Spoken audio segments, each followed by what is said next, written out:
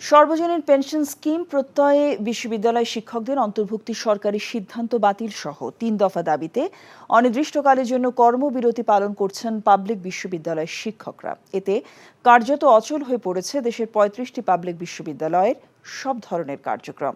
শিক্ষক নেতারা বলছেন, সরকার আলোচনার উদ্যোগ না নিলে দীর্ঘস্থায়ী হবে আন্দোলন। নূর হোসেনের রিপোর্ট।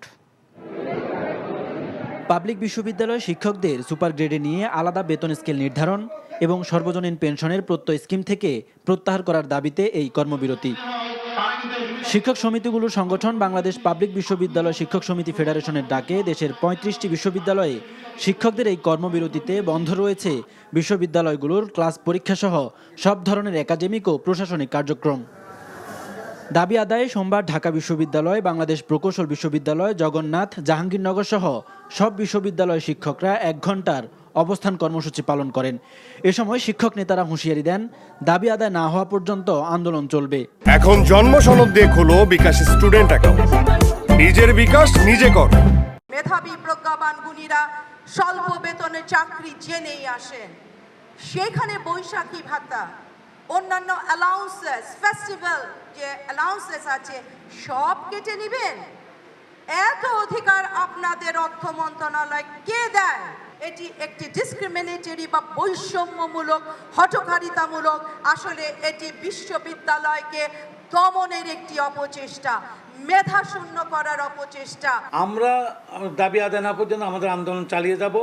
এর মধ্যে যদি কোনো ধরনের কিছু কথা বলতে হয় বা কোনো সংশোধন বিশোধন করতে হয়, আমাদের ফেডারেশন আছে, আমার ফেডারেশনের মাধ্যমে আমরা বসে আলাপ আলোচনার মাধ্যমে আমরা করব।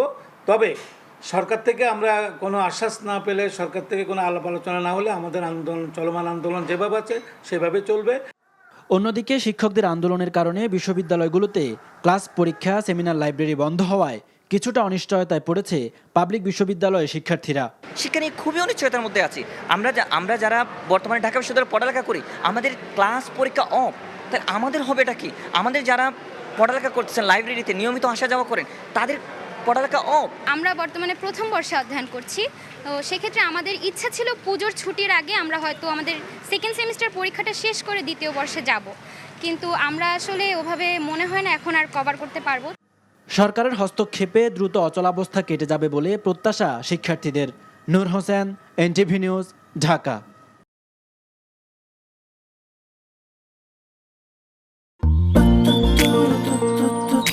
জীবনে এত মেয়ে দেখলাম, কই কোনদিন তো কারোর জন্য এরকম লাগেনি।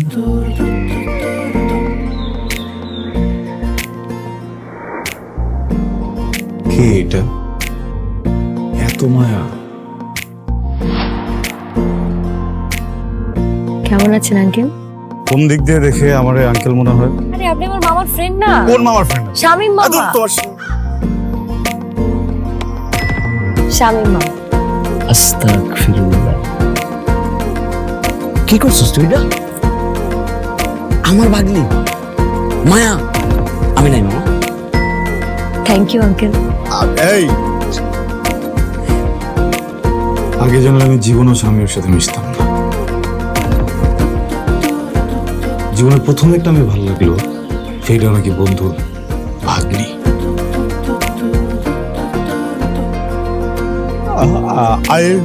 I love you. এভাবে শুরু হোক আমাদের গল্পটা। আপনি আমার মামার বন্ধু, মানে আপনি আমার মামা। মামা জানি কোথাকার। এই ফুলটা নিয়ে যাও। এভাবে শুরু হোক আমাদের গল্পটা। এভাবে আমার বোন আপনার ভাগ্নি, এটাই বাস্তবতা। এই বাস্তবতা মানি না, তাহলে আমি ওর সাথে বন্ধুত্ব রাখবো না। কি রে তুই খারার উপরে পল্টি লই লাইতেছ? জুতা দে মুতরে। হ্যাঁ জুতাও তো লাগবে, এক জোড়া, একটু বাড়াই দিও। হারাম দাদা খারাপ।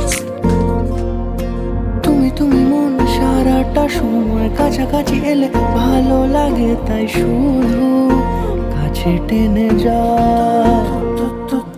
Thank you uncle.